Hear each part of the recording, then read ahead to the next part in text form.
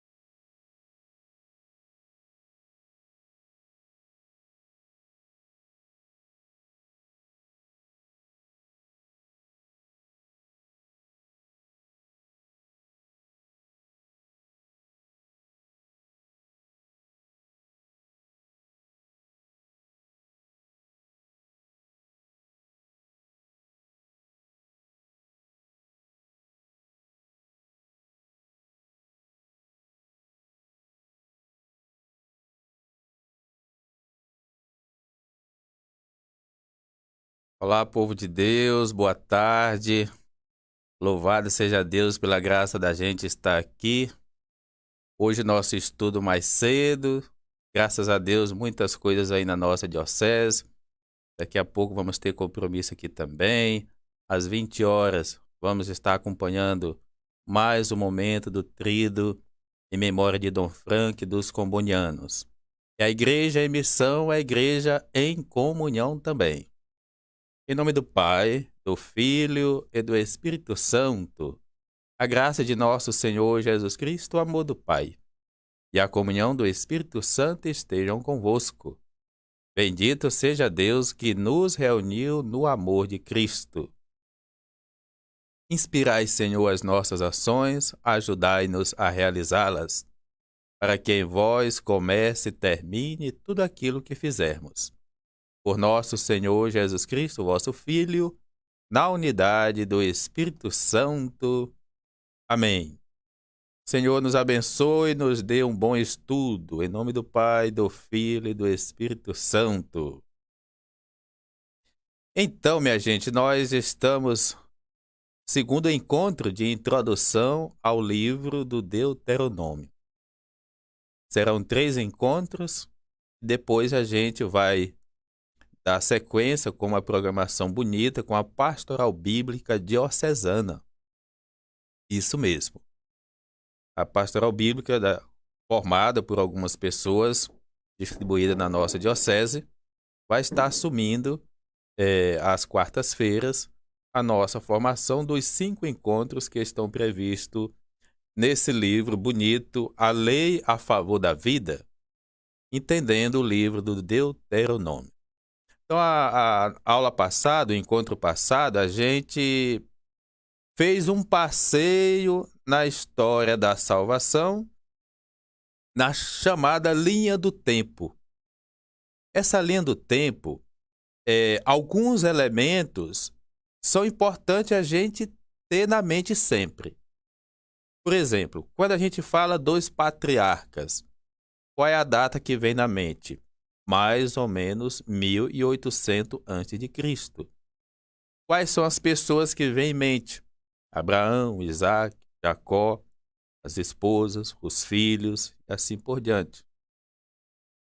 Quando a gente fala do Êxodo, qual é a data que vem na mente? 1250. O povo estava escravo aonde? No Egito. Os personagens, o líder Moisés, depois Miriam e todos os outros que foram agrupando-se ali e deram prosseguimento à libertação, caminhando 40 anos pelo deserto. Se o êxodo durou 40 anos e durou, então, de 1250, o povo chega na terra mais ou menos ali 1210. E quando o povo chega na terra prometida, como é que vai se organizar? Em tribos. A iluminação que tem é a dos filhos de Jacó, 12 filhos. Então vamos nos organizar em tribos. Isso é uma maneira bem formalizada para a gente entender, porque não é que foi tudo tão simples assim não, essa configuração. Mas ali o que é que vai acontecer? A gente vai retomar isso aqui hoje também. Quando chega na Terra Prometida, assim o povo vai se organizar no chamado sistema tribal. Organização das aldeias, dos clãs, das famílias e assim por diante. Não tem rei, não tem exército, não tem posto, não tem sacerdote. Então, uma vida bonita, de partilha. A terra não pode ser vendida, mas é para produzir o suficiente para alimentação. Então, isso dura mais ou menos 200 anos. Por quê? Uma outra data importante que a gente deve gravar é a monarquia. É o terceiro momento. Quarto momento. Primeiro momento, patriarcas. Segundo momento, o êxodo. Terceiro momento, terra prometida. O quarto momento, a monarquia. E com a monarquia, e aí começa a vida pior, talvez, na Palestina e na vida do povo judeu. Porque agora vem um rei. O rei é sagrado, é divino. Agora vem o exército, vem o imposto, vem a exploração e uma série de coisas. E aí os personagens tradicionais que a gente lembra é Saul, Davi, Salomão. Mas um detalhe importante também a gente guardar é que a monarquia, tudo bem, surgiu no ano 1000. Mas quem vai enfrentar a monarquia? O povo das aldeias, porque a monarquia é um projeto da cidade. 1 Samuel capítulo 8, é o povo da cidade que vai pedir um rei. Mas o povo das aldeias, que vai ser explorado, vai ficar calado? Não. Por isso, vão surgir ali os profetas. São os profetas que vão organizar o povo para resistências, para as reivindicações e para guardar aquilo que eles julgam ser importante. Depois vem a monarquia dividida, porque esse projeto não dura 200 anos. E com a monarquia dividida, o que vai acontecer? Vai ter o reino do norte e o reino do sul. É importante a gente guardar também esse detalhe na cabeça, porque a Palestina, dividida assim, mais ou menos, então, ao norte, a gente tem a Samaria como capital, que vai ter a sua organização, as suas tradições, também vai ter os seus profetas, os seus administradores. E vamos ter o Reino do Sul, cuja capital vai ser Jerusalém.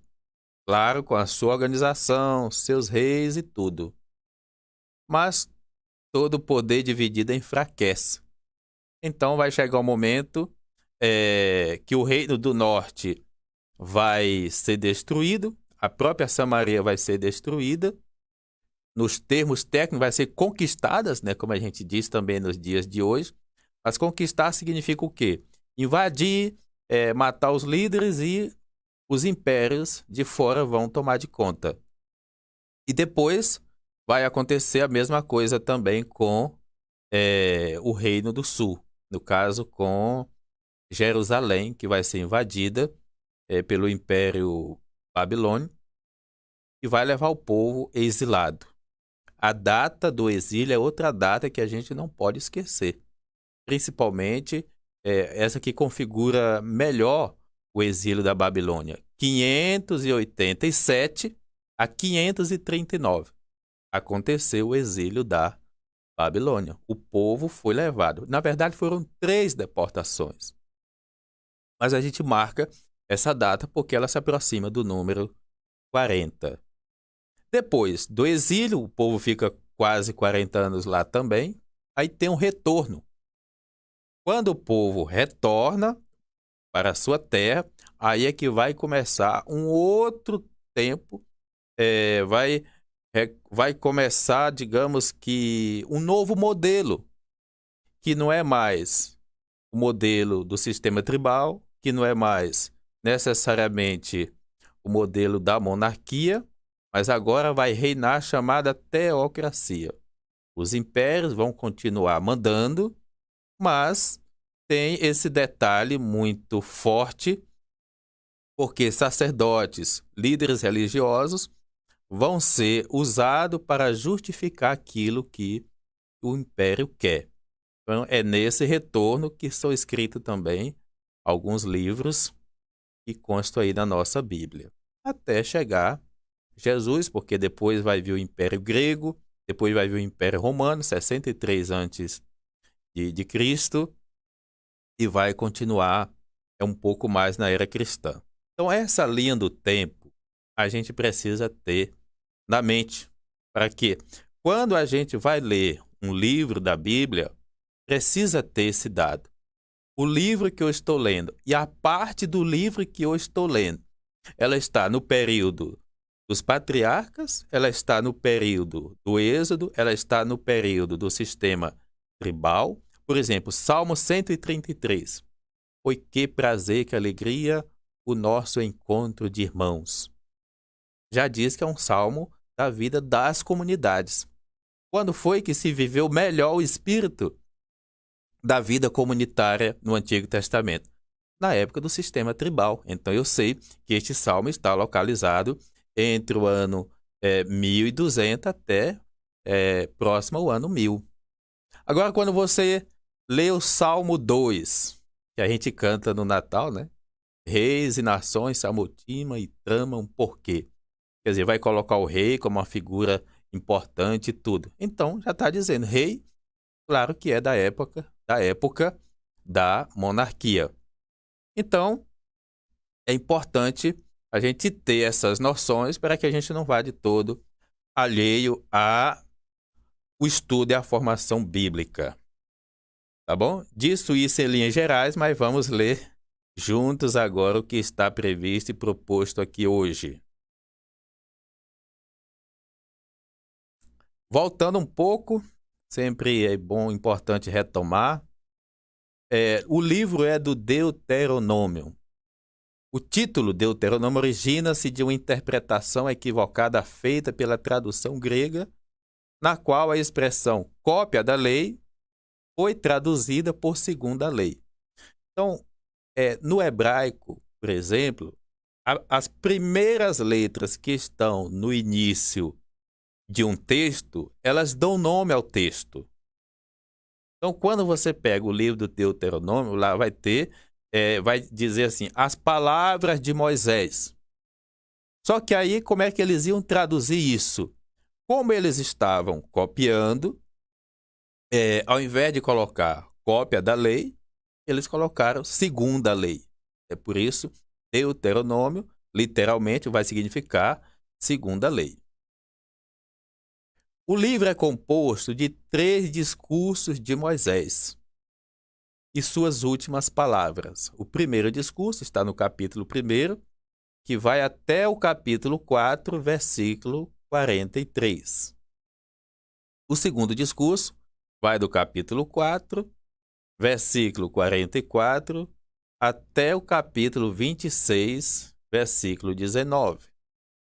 E o terceiro discurso, do capítulo 28, versículo 69, até o capítulo 30, versículo 20. Depois vão vir as palavras finais. Autor e contexto. Nós sempre orientamos, vai ler um texto bíblico, precisa saber quem é o autor, onde esse texto foi escrito, por quem foi escrito, o que estava acontecendo quando esse texto foi escrito. Mas nem sempre é fácil essas respostas, não. Por exemplo, o livro do Deuteronômio não tem um autor único, mas vários autores ou vários grupos sociais com diferentes interesses, situações, locais e momentos históricos. Quer dizer, nós vamos conferir que várias fases da história foi escrito uma parte desse texto. E mais ainda, não é que foi escrito todo aquela parte, mas às vezes foi alguma modificação que aconteceu, algum acréscimo, coisa assim. Por isso, apresentaremos agora, em linhas gerais, alguns marcos desse período do texto. Primeiro, período pré-estatal. Se observar e entender o que eu falei antes, o que é o período pré-estatal? É o período que vem antes da monarquia. O que vai acontecer? Uma releitura e reinterpretação teológica dos êxodos. Às vezes a gente fala só do êxodo, mas era tanta gente que vivia, por exemplo, os pastores, os agricultores, alguns que eram até fugitivos, mas todos ali queriam se ver livre da mão do faraó, da mão dos impérios poderosos. Então esses grupos muitas vezes terminavam juntando-se e fazendo o seu êxodo, mudanças em busca de melhoria de condições de vida. 1200 a.C., o êxodo da população empobrecida. O que acontece? O grupo de Moisés, não é que era só um grupo particular dele, mas certamente vários outros grupos também aproveitaram e somaram junto para fazer o que levou o nome de Êxodo. Aí nós vamos ter a crise das cidades-estado e de impérios. Cidades-estados eram, às vezes, pequenas cidades, geralmente muradas, cercadas, e que tinha ali um rei, um governador. Qual era a função desse rei, desse governador? Não se iluda, era explorar mesmo. Porque aquela cidade-estado era dependente de um império maior. E quando uma queria até por ganância ou coisa assim, querer ser independente, então o imperador ia lá e terminava arrasando tudo, né? Então, mas isso também vai entrar em crise. Então nós vamos ter aqui o sistema tribal, quando o povo chega, que é o segundo momento em que o texto foi escrito. Primeiro o momento pré-estatal, né? Mas depois, o segundo momento, vamos ter aqui a organização em aldeias, partilha e uso comunitário da terra, partilha dos bens, a lei da solidariedade, assembleia, culto sem templo, sem sacerdote, sem exército, sem impostos. Aqui era a forma como o povo se organizou naquilo que hoje nós chamamos sistema tribal, quando chegou à Terra Prometida. Assim foi, vai registrar o nosso texto, assim foi o nascimento do núcleo inicial do povo israelitas. Vários êxodos, pessoas de diferentes situações, mas geralmente de opressão, gente que está mais na planície, gente que às vezes estava mais nas montanhas, gente que às vezes vivia até fugitivos já, vão se formando, criam uma espécie de união por conta da necessidade e vão em busca da terra prometida. Pois então, depois de todo esse processo, vem essa organização bonita, um sonho, um ideal de como deveria realmente ser a vida humana. Tudo o que tem é de todos e de acordo à necessidade. Um sistema igualitário, um sonho de Deus para o povo.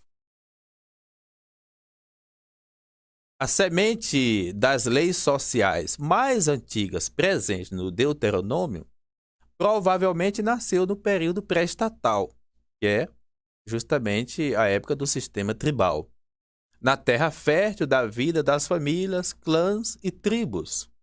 Algumas leis presentes nesse texto transparecem as características da organização comunitária.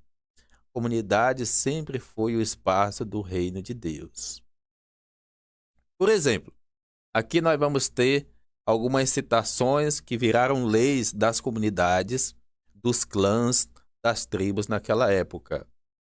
Abre a mão em favor do seu irmão, do seu pobre e do seu necessitado na terra onde você está. Claro, o pessoal fez uma longa caminhada, está chegando, está ali procurando se organizar, mas sempre tem uns que conseguem mais oportunidade, que tem mais agilidade, que termina tendo uma condiçãozinha melhor. Pois então, eu vou amparar aquele que está numa situação pior. Então, a comunidade cria uma lei para que os pobres possam ser também socorridos. Deuteronômio, capítulo 15, versículo 11. Quando você entrar no pomar do seu próximo, pode comer à vontade, até ficar satisfeito, mas não pode carregar nada no cesto. Deuteronômio 23, 25. Estou dizendo, é possível que alguns tivesse algo que poderia oferecer ao outro. Dom Helder defendia muito esse princípio. Se você está com fome, você poderia chegar, segundo Dom Helder, num comércio e pegar o biscoito para você matar sua fome naquele momento, né? Não sei se algum dia nós vamos chegar a esse ponto, mas foi algo que já aconteceu na vida das comunidades. Não é justo a gente ter uma roça, mesmo com o nosso suor, deixar estragar e não partilhar aquele fruto com quem precisa, com quem não tem. Então, a lei para o pobre, a lei para aquele que não tem o que comer. A experiência da opressão e libertação cria no povo uma sensibilidade especial pelos pobres, pelo estrangeiro, pelo órfão e pela viúva.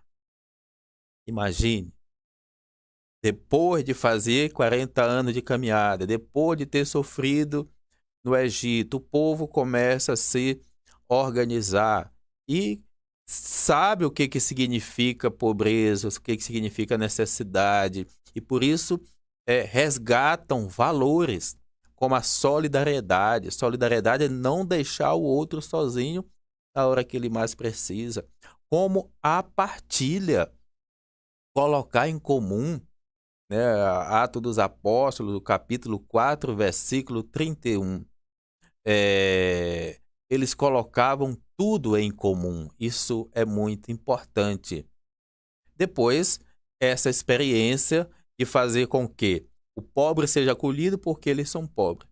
E agora, eles são estrangeiros também, porque não estão mais, aliás, é um povo sem pátria, né? Agora que vai configurar ali uma identidade, mas naquele momento eles são estrangeiros, como foram no Egito, órfãos e viúvas.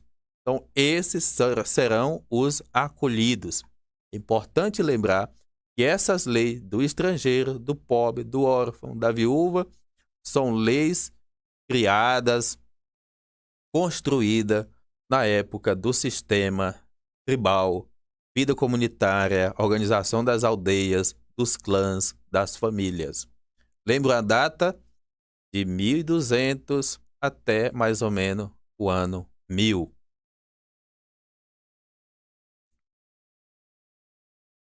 Essas leis eram guardadas nas famílias e nos santuários, onde se fazia as reuniões, discutia-se a prática jurídica e resolviam os problemas das famílias, aldeias e tribos. Um dos problemas, por exemplo, era quando povos vizinhos chegavam para invadir e dominar. Então, essas assembleias já era discutido quem era que ia combater. Cada família, cada tribo, cada clã já tinha lá o grupo de homens, principalmente, que se organizavam através de um líder que recebia o nome de juiz ou de juíza, né, como a gente tem aí na Bíblia. Homens e mulheres, às vezes, assumiram o papel de juiz para defender. Terminava aquela guerra, todo mundo voltava normalmente para a sua família. E muitas outras com certeza foram criadas. O êxodo dos hebreus, que fugiram do Egito, considerado o maior de todos os opressores do mundo antigo, tornou-se o evento fundante da fé de Israel, a qual se manteve sempre viva ao longo de sua história. Aquela situação, aquela caminhada, veja que quando a gente lê o livro do Êxodo, capítulo 1º, 2º, 3º, importante ler, saber de cor, do capítulo 1º ao capítulo 18, pelo menos. Que ali você vai ter, talvez, a parte principal. Mas a sarça ardente, por exemplo, no capítulo 3, nós vamos ver que Deus, quando se revela a Moisés, Moisés parece que nem conhece. Então Deus tem que ajudar Moisés a conhecer quem é o Deus de Abraão, Deus de Isaac, o Deus de Jacó. Isso nos ajuda a compreender uma coisa, que a configuração do monoteísmo, a fé em um só Deus, ela foi também construída ao longo do tempo. Porque antes, cada um tinha os seus ídolos, cada um era normal, que as pessoas acreditavam até em várias coisas. Então, aqui, veja, no livro de Josué, capítulo 24, versículo 15, foi tema na campanha, foi tema na Semana da Família agora, das Santas Missões Populares, aqui da Diocese de Balsas. Estava lá a decisão de Josué: eu e minha casa serviremos ao Senhor. É um refrão que, na verdade, tem em todo o capítulo 24. Por que Josué tem que dizer isso? Para que todos os outros abandonem seus ídolos, que eram os deuses de outros povos, de outros impérios. Diz, não importa, vamos adorar o Deus que nos libertou, que nos deu pão, que providenciou a água, que nos livrou de cobras e serpentes e que nos deu essa terra boa. Aí, assim, a partir daí, o povo começa a realmente a configurar sua fé definitivamente ao Deus Javé, como coloca aqui o texto. São as leis antigas presentes no Código da Aliança. E aí você vai ver que muitos textos primeiros estão no Êxodo. E depois o Deuteronômio, que copia o Êxodo, mas com seus acréscimos ou com suas deformações. São as leis antigas que estão no Código da Aliança, o Código da Aliança que Moisés teria recebido lá do Monte Horebe, que o Deuteronômio relê e retoma, né? Como, por exemplo, o ano sabático, leis acerca dos escravos, primícias e primogênitos. Primícias e primogênitos, o que é? É a oferenda dos pastores, no caso dos agricultores, as primícias, os primeiros frutos que eram colhidos, sempre tinha como aqui uma espécie de dízimo, mas uma espécie de oferecer a Deus como gratidão. E os primogênitos eram justamente as primeiras crias que ia dando no rebanho.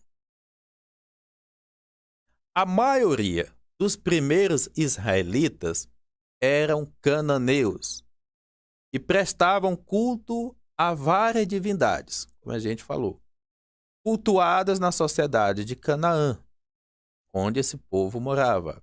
Por exemplo, o deus El, significa o Deus Supremo. Então, tinha famílias e povos que adoravam esse Deus. Elohim, o Deus dos pais. Outro grupo era mais apegado a esse Deus.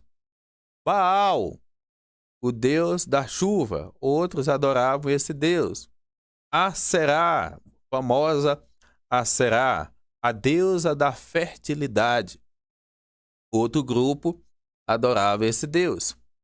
E agora, e Javé? Ele provavelmente era o Deus dos exércitos e da guerra. Por quê? Foi a sucessão de conquistas do povo, desse grupo, que depois vai levar o nome do povo de Israel, que fez todo mundo entender. Lembra que a gente leu, quem nos acompanha aqui, o livro de Jonas? Quando a embarcação vai afundar, cada um chamou por seu Deus, mas os deuses não escutaram. Aí foram falar com Jonas. Ô Jonas, invoca aí o seu Deus. Perguntou, qual é o seu Deus, afinal? Aí Jonas diz, ó, meu Deus, eu sou do Deus de Israel, Deus Javé. Pois certamente você zangou o seu Deus. Aí, aqueles estrangeiros, cada um embora tendo o seu Deus, agora vai reverenciar o Deus de Jonas e fazer tudo de acordo com o Deus de Jonas. O que acontece? Eles estão reconhecendo que a superioridade do Deus Javé. Então, mas de início, Javé sequer era conhecido, né? Ganhando maior realce, Javé foi conhecido como Deus libertador, o Deus dos hebreus. Né? Isso é muito importante, é muito bonito o povo reconhecer, e essa leitura e releitura é sempre feita na história do povo de Israel. Então, nós temos aqui um dado importante do Reino do Norte.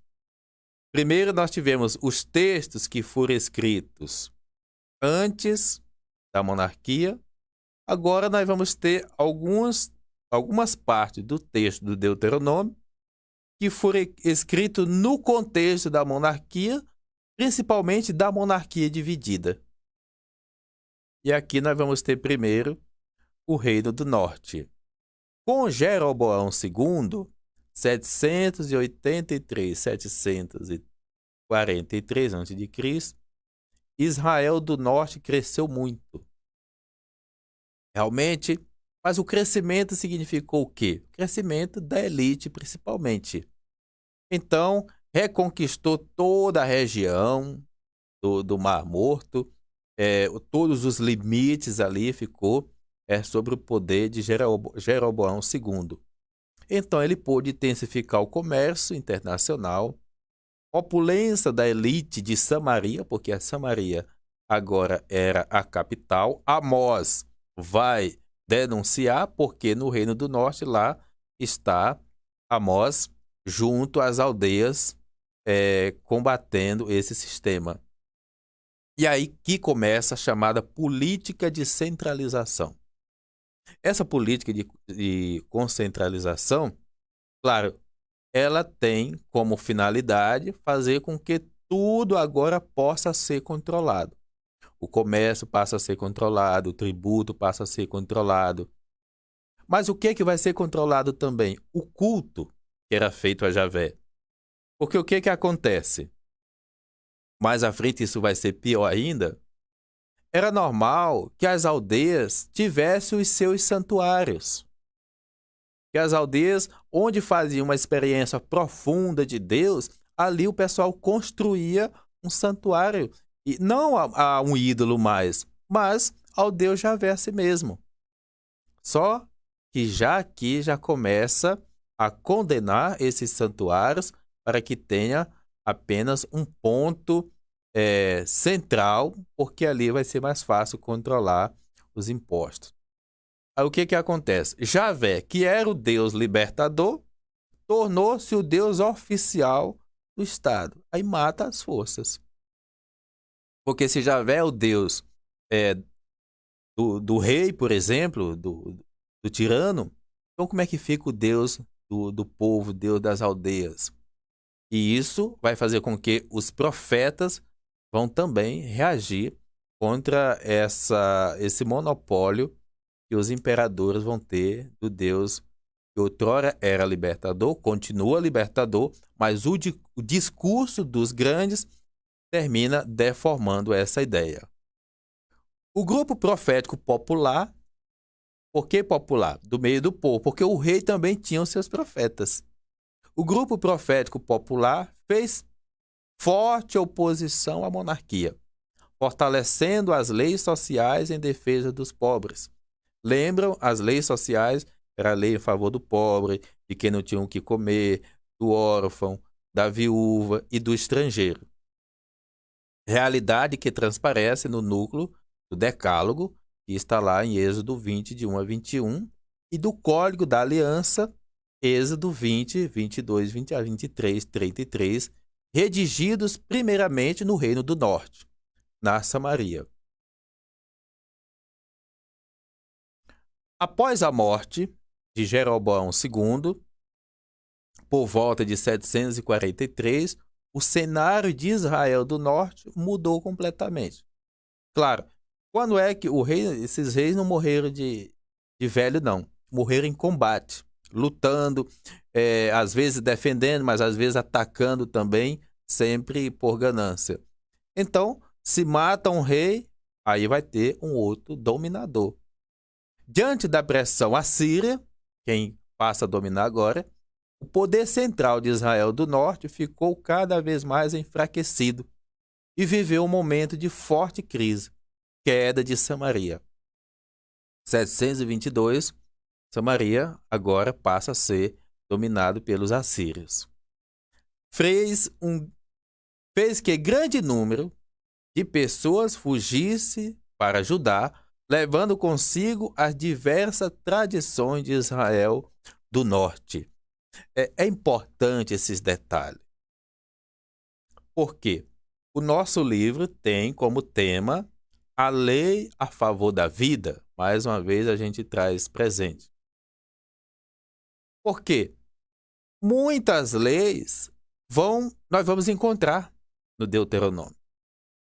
Por que tem muitas leis? Porque os grupos que cada um tinha, por exemplo, o grupo que está aqui no Reino do Norte tinha suas leis, as suas regras. Só que agora são obrigados a sair daqui. E um bom número vai para onde? Vai para o Reino do Sul. Mas só que leva a sua história e vai defender o que eles acreditam, a forma que eles acreditam. Então, leis novas vão ter ali, talvez, até completamente diferente, uma contrária à outra até.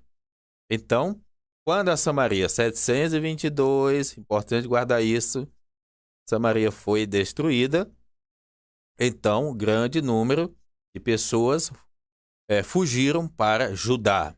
Judá é o reino do sul, onde tem ali como capital Jerusalém.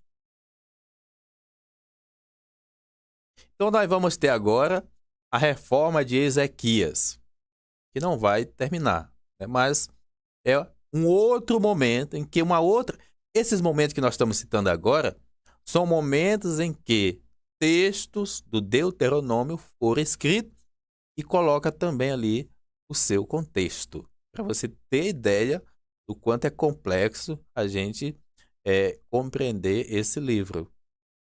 Então, 716 a.C., Ezequias subiu ao trono de Judá, uma nação afetada pela destruição do seu vizinho, Israel do Norte, e iniciou a chamada Reforma de Ezequias, ou Reforma Deuteronomista, para enfrentar a crise e, ao mesmo tempo, expandir a nação.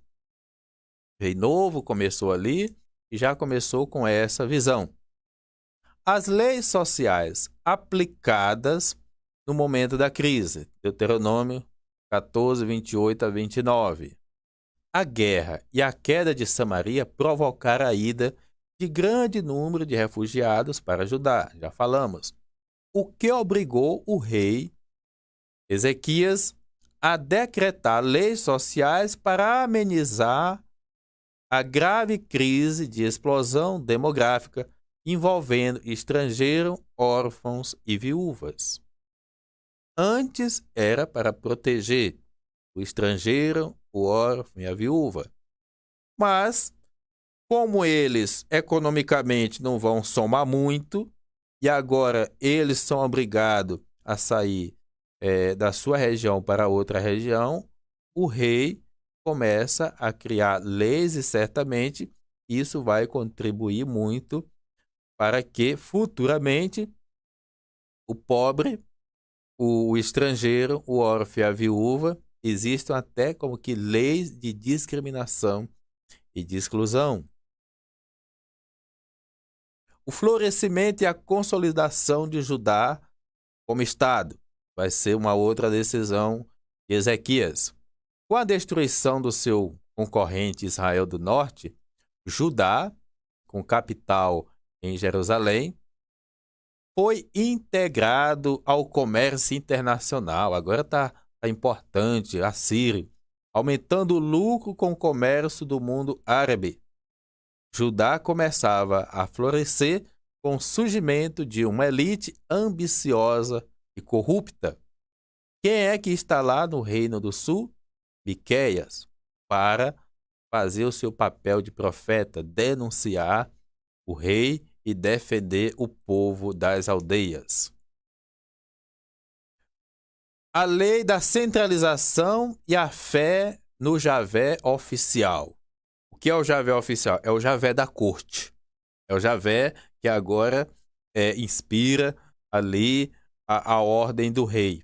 Um Javé da corte vai defender o povo? Não vai. Porque o Javé da corte, quer dizer, Deus é o mesmo, gente.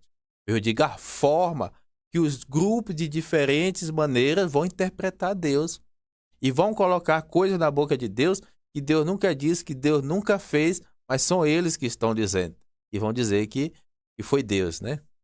Então, para aumentar a riqueza e o controle da nação, o rei Ezequias fortaleceu o poder de Javé como Deus nacional de Judá. Qual foi a coisa que ele fez? Destruiu os santuários do interior. Centralizou o culto em Jerusalém, lugar escolhido pelo Senhor. Ou seja, ele dizia, Deus escolheu Jerusalém como lugar preferido. Por isso, vamos destruir os santuários. E perseguiu as outras divindades. Era a consolidação da religião oficial de Javé. Quer dizer, cada um teve que abandonar o Deus em que acreditava, não mais por uma decisão própria, mas por imposição do rei. Mas não porque o rei queria o monoteísmo ou o rei acreditasse nesse Deus Javé, mas porque era uma forma de centralizar e de monopolizar. O livro da lei e a aliança com Javé, o Deus do Estado, é outra coisa que Ezequias vai ter presente. Os escribas da corte, e geralmente eram da corte, porque a própria escrita começou com Salomão dentro do palácio. Então, o povo tinha tradição oral. E ali era repassado de geração em geração. Por isso que muitas coisas precisam olhar minuciosamente para que a gente não diga que tudo é palavra de Deus, né? Então, os escribas da corte coletaram e aprimoraram as leis sociais e religiosas para legitimar a reforma de Ezequias em nome do Javé oficial do Estado. Quer dizer, os escribas, os que escreviam, pegaram a lei, mas agora, não de acordo com o que Deus queria, mas vai ser em nome de Deus, vai fazer aquilo que o rei quer. Escrever a primeira edição do Deuteronômio, capítulos 12 até 26, o núcleo legislativo ou chamado Código Deuteronomista. Mas Ezequias também terminou pela sua ganância sendo morto. E depois vai vir Josias, de 620 a 609. Em torno do ano 620 a.C., a Síria entrou em crise por causa da guerra contra a Babilônia e perdeu o domínio sobre a Palestina. Havia um vácuo de poder na Palestina. Aproveitando esse momento, o rei Josias retomou e executou a reforma de Ezequias, a política nacionalista de centralização do culto em Jerusalém e de fortalecimento de Javé como a divindade oficial. Olha, onde a religião serve ao Estado e ao poder, então ali você não tem profecia. Não tem profecia. Sempre foi assim. Então, perseguição contra a religiosidade popular dos camponeses. Perseguição lá nas aldeias, lá onde está o povo, lá onde estão os profetas. Josias radicalizou a centralização do culto ao Deus nacional.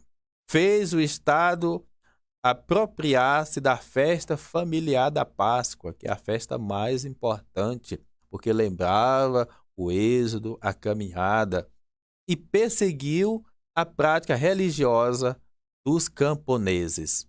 Então, controlar a religião era controlar o povo.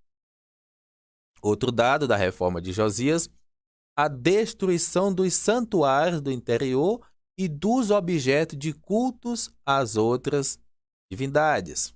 Os sacerdotes levitas, que eram da origem das tribos, os responsáveis do culto do interior, foram mortos ou reduzidos a uma categoria inferior: cantores, porteiros, escribas. Segundo Reis 23, beneficiando os sacerdotes de Jerusalém da família de Sadoc. Sadoc, que agora vai receber uma herança permanente. Tu és sacerdote eternamente, segundo a ordem de Melquisedeque. A política expansionista e militar. O objetivo político da reforma se evidenciava na conquista de territórios do antigo reino de Israel do Norte. Ou seja, a Samaria, que continuou sobre outros domínios, a intenção de quem está no Reino do Sul, no caso aqui agora Josias, é também dominar toda a Palestina. E o livro da aliança? O que vai acontecer? Já Ezequias, como a gente lembra, dizemos há pouco, pegou os escribas para que as leis sociais, a lei de proteção ao pobre, ao estrangeiro, ao órfão, à viúva, fossem reformuladas. Aqui, para orientar e legitimar a reforma de Josias, os deuteronomistas revisaram, ampliaram e reeditaram. Está entendendo quanta, poderíamos dizer, alteração sofreu o texto do Deuteronômio?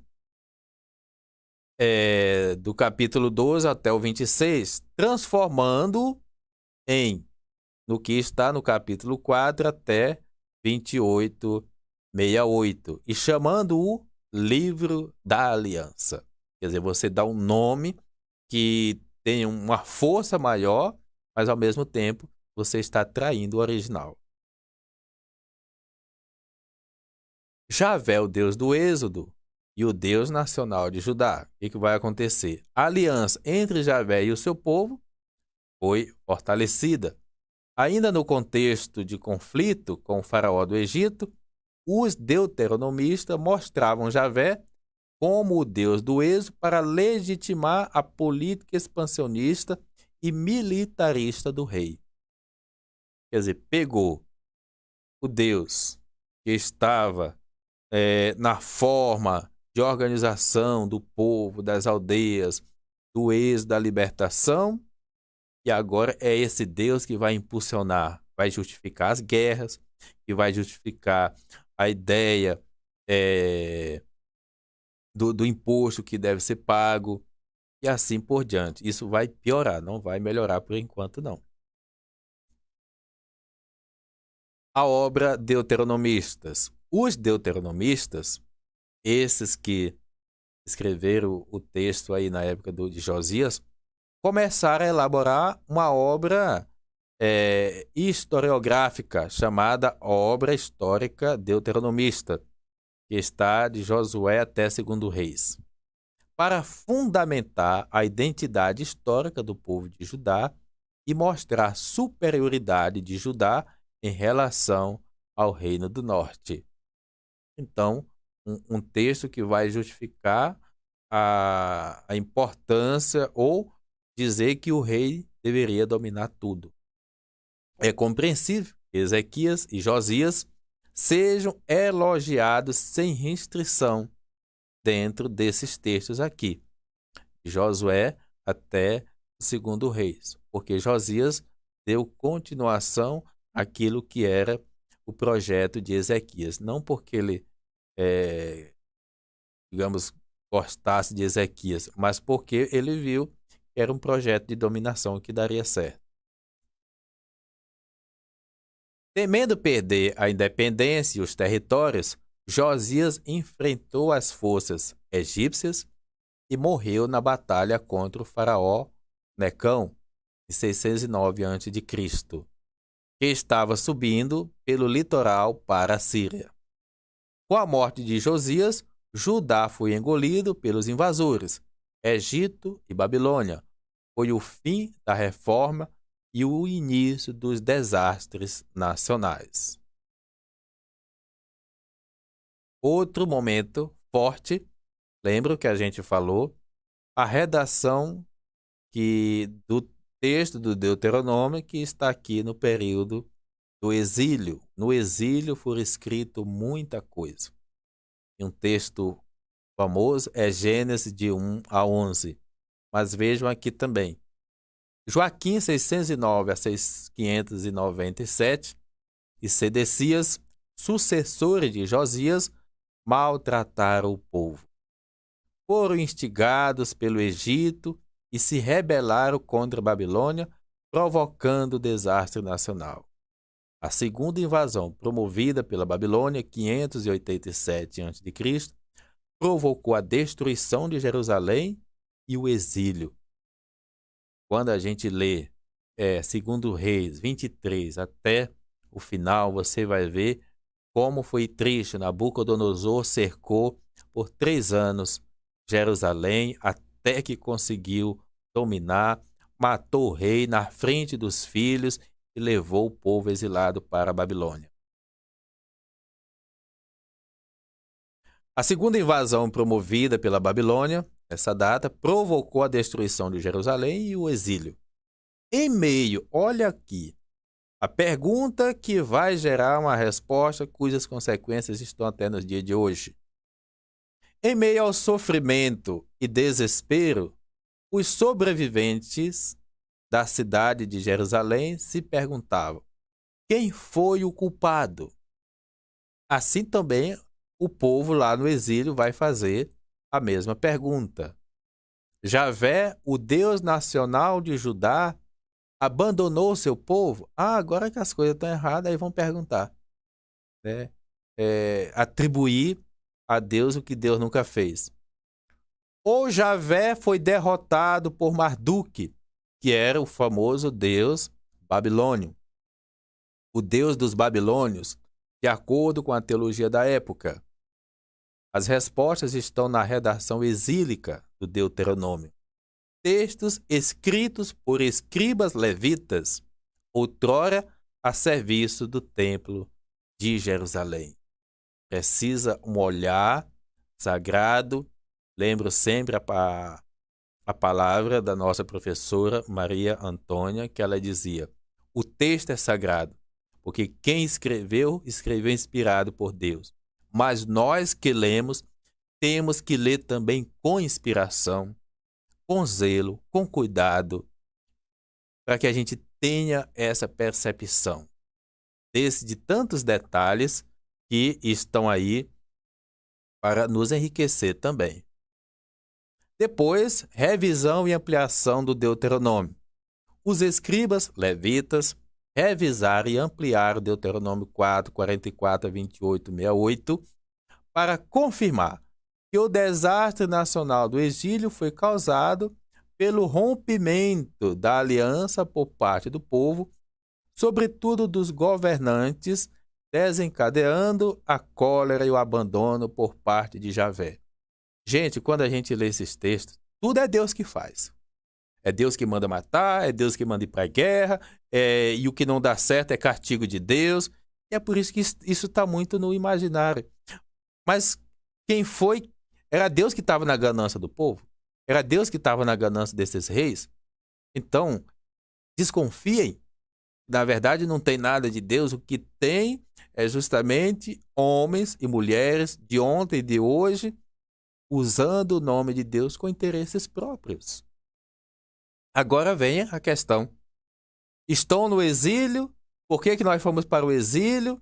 E ao invés de reconhecer que é fruto de uma história política de gananciosos e que abandonaram o projeto das aldeias, abandonaram o projeto do sistema tribal, da vida comunitária, a fim de alimentar rei, de alimentar exército, de alimentar impostos e ganância, não, é castigo de Deus. É muito fácil dizer agora, é castigo de Deus.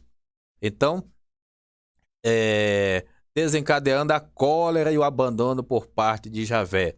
O povo devia arrepender-se e converter-se e voltar ao caminho de Deus. Parece bom, mas o que significa converter, voltar ao caminho de Deus? Essa é a pergunta que é importante a gente se fazer. A monarquia a serviço de Deus e do seu povo. O Deuteronômio menciona o rei uma única vez em Deuteronômio 17, 14 a 20. Trata-se de crítica direta contra a monarquia, apontando as normas e os limites das autoridades dos governantes. Finalmente, uma denúncia. As normas visavam impedir os abusos dos reis. A obediência total a Javé e a sua lei. Os escribas salientaram a importância do arrependimento e da obediência à lei para restabelecer a aliança com Javé. Porque se tudo foi mal, portanto, a gente precisa agora se voltar para Deus, para que Deus, da mesma forma que ele se arrependeu do mal que pretendia fazer a Nínive, ele possa agora também nos reintegrar. Não servir a outros deuses. Os escribas levitas começaram a organizar as atividades religiosas na ruína de Jerusalém. Jeremias vai colocar isso. Confirmando e exaltando a presença de Javé e de sua lei em Sião, Jerusalém. Combatiam os outros deuses, como Baal, deus pagão, Aserá, que novamente estavam sendo cultuados no interior de Judá. Da mesma forma que as reformas de Ezequias e Josias, os escribas propagaram que Javé era o único Deus que Israel devia adorar. Gente, é importante entender isso aqui, porque eu sei que gera confusão na cabeça de alguns. Quem é que conhece Deus Javé? O povo que vem do exílio. Só que quem está lá na terra nem conhece esse Javé. Cada um tem o seu Deus. É normal que tenha os seus santuários, as suas divindades. Mas agora existe uma imposição para adorar apenas a esse Deus Javé, o Deus dos hebreus. Mas a forma de como ele está implantado agora dentro dos impérios. Mas a existência de outras divindades não estava em absoluto, sendo contestado o que é característico de um contexto de monolatria, né? Ou seja, agora vamos deixar tudo para adorar apenas esse Deus. Na realidade de destruição e de deportação, com o povo sem rei, sem templo, o templo foi destruído, e sem esperança, os escribas levitas tentaram animá-lo, orientá-lo para a vida e a felicidade mediante o arrependimento, a conversão, a obediência à lei e a volta a Javé. Os levitas, escribas, tiveram essa importante missão. Depois, concluindo, já vamos chegar ao nosso horário, a redação pós-exílica, 538 até o ano 400. O Império Persa, que dava liberdade religiosa aos povos dominados, garantindo para si a submissão política e o tributo. O Império vai permitir que o povo exilado volte para casa, mas garantindo o quê? Que permaneçam submissos e que paguem o tributo. O templo restaurado, sobretudo pelo grupo que retornou do exílio babilônio, a elite judaica estava repleta de membros e escribas que voltaram para reassumir suas funções no templo. Jerusalém tornou-se o centro religioso e administrativo, explorando e oprimindo o povo da terra, população rural que permaneceram na Palestina durante o exílio. Então hoje a gente fica por aqui. A gente agradece de coração. Sabemos que são muitas informações e nem todas ficam. Importante é que, se você assistiu, se você acompanhou, se você pegou a sua Bíblia, alguma coisa ficou. A mente que se abre a qualquer conhecimento, nunca mais ela volta ao tamanho normal. E como é bom que a nossa mente ganhe uma dimensão maior do conhecimento, por menor que seja, mas que esse conhecimento hoje é da palavra de Deus. Obrigado, Deus nos abençoe. Em nome do Pai, do Filho e do Espírito Santo. Amém.